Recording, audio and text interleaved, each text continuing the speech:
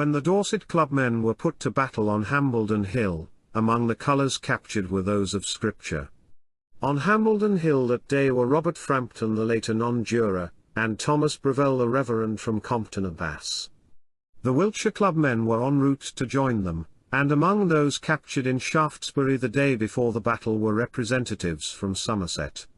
This is of note as it shows a joining across counties.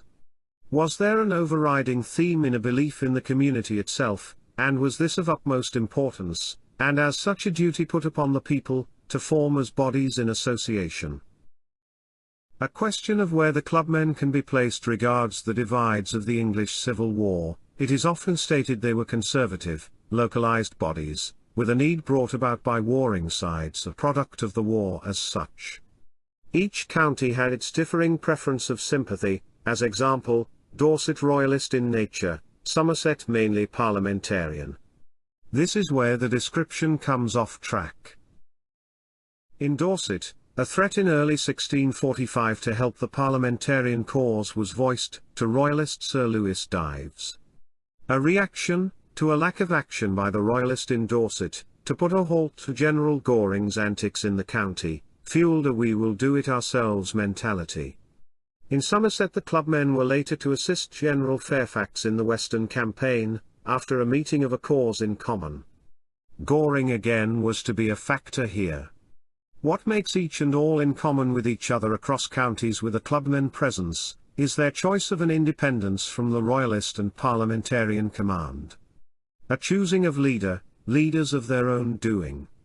Massey in Somerset, when questioning clubmen leader Humphrey Willis, and asking to choose side, had in reply, "It is quite contrary to the prime intentions of our association, for instead of mediators we shall become parties, instead of making peace we shall in all possibility, lengthen the war." Both sides looked to recruit on side, assistance was given in some cases. Massey sent troops to assist the clubmen in Bampton, Devon, after a request for help in the defence of the town. His troops were stationed in nearby Milverton, Somerset. As in the case of Bampton, this was granted and would see as a result, a harder attack on, and a burning of the town by Goring's troops. With the petitions and declarations of the clubmen we see the desires and resolutions by root. This again has at its core a strong independent thought of mind, an empowering theme of a community under attack and a resolution required. Again we see a choosing of those not of a side but free from and separate from warring parties, a third sort. This independent theme, after the fall of top-down governance, can be seen as a result of that link between King, Commons, and Parliament being no longer seen as just in giving an allegiance to. The wanting by the clubmen for a resuming of peace and a settlement between King and Parliament, is stated as a desire and a return to a place in order. A defence from plunder and defence from violence to person is paramount also in the clubmen petitions. Religious references in these petitions are common. That God and our religion are almost forgotten, this is stated with a loss of ancient laws and liberty in Dorset, Wiltshire, while others such as the Sussex petition talk of God's ordinances neglected. King and Parliament fought, as King and Parliament, as both were and one the same in viewing as a body under just providence. The clubmen saw this as broken, and as such a need of a return to, or else a stand alone was being put upon them, a duty to the wider generality.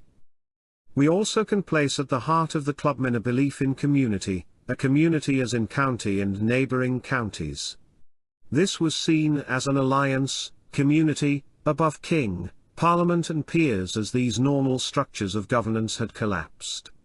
For once the breakdown of the parts within the whole, the subjection to that authority no longer need apply. Seeing the clubmen as revolutionary is itself true, in regards as in a division, between the warring sides they stand alone.